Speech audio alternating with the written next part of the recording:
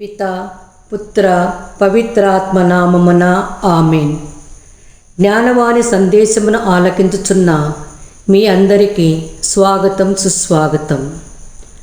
తపస్కాలం వచ్చిందంటే క్రైస్తవ విశ్వాసులలో ఎన్నో మార్పులు చేసుకుంటాయి. ఉపవాసాలు, ప్రార్థనలు, తపోక్రియలు, దీక్షలు మరియు ప్రత్యేక వస్త్రధారణ. ఇలా ఉంటే లేదా ఇలా చేస్తే దేవుని దృష్టిలో మనం మంచివాళ్ళం అవుతాము, దేవుని దీవెనలు వస్తాయని మన విశ్వాసము, నమ్మకము. ఆ రోజుల్లో ఇజ్రాయేల్ ప్రజలు కూడా మనలాగానే ఉపవాసాలు, ప్రార్థనలు, తపోక్రియలు, మరెన్నో నియమ నిబంధనలు పాటించారు. కానీ వారు చేసినవి దేవునికి ఇంపుగా లేవు. ఎందుకంటే ఒకవైపు ఉపవాసాలు, ప్రార్థనలు చలుపుతూ మరోవైపు కలహాలు, పోట్లాటలు, పగ, ద్వేషాలతో జీవనాన్ని సాగిస్తున్నారు. దేవుని సన్నిధిలో భక్తిపరులుగా చూపిస్తున్నాను.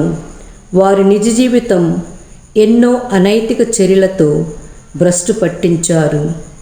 ఇలాంటి జీవితాన్ని అవలంబిస్తున్న ప్రజలను గురించి దేవుడు యెషయా ప్రవక్తతో ఇలా పలికించాడు. ఈ జనులు ఉపవాసం చేస్తున్నారు, కానీ వీళ్ళ పనులు మెచ్చేవిగా లేవు. వీళ్ళు ప్రార్థిస్తున్నారు, కానీ వీరి హృదయాలు మాత్రము నాకు దూరముగా ఉన్నాయి.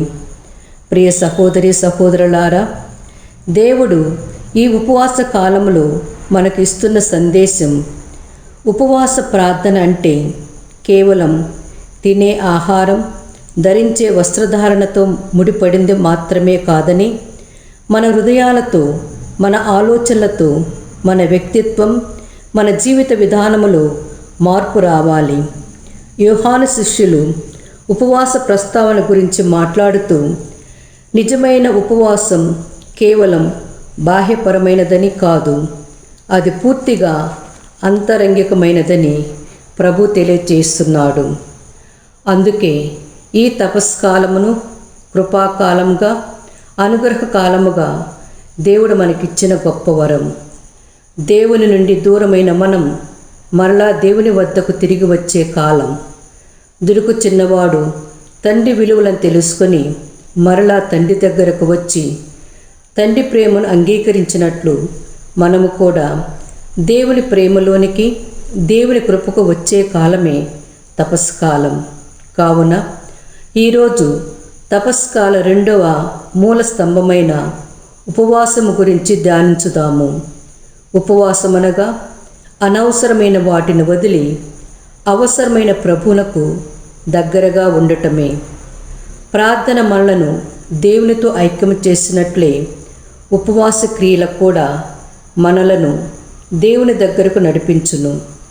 దేవుడు అడిగే ఉపవాసం ఏమనగా కేవలము తిండి మానుకోవటము కాదు, మన దుర్గుణములను, చెడు అలవాట్లను, చెడును చూచే కళ్ళను, చెడును వినే చెవులను, చెడును మాట్లాడే నాలుకను ఉపవాసం చేయాలి, వాటిని మానుకోవాలి. యెషయా ప్రవక్త ద్వారా దేవుడు మనలను సూటిగా అడుగుతున్నారు. ఉపవాసం ఉన్నప్పుడు తగువులాడుట, చెడ్డ మాటలు మాట్లాడుట, ఇతరులను దూషించుట మానాలి. మనలో ఏ దుర్గుణములైతే ఉన్నవో అట్టి దుర్గుణములను తొలగించాలి. అదే దేవుడు మెచ్చి దీవించు ఉపవాసము. ఉపవాసం చేస్తున్నామంటే దేవునితో వాసం చేస్తున్నామని అర్థం. దేవునితో వాసం చేసినప్పుడు మనము నిర్మలముగా ఉండాలి. కావున మనము చేసే ఉపవాసం మనలో నిర్మలత్వమును తీసుకుని రావాలి.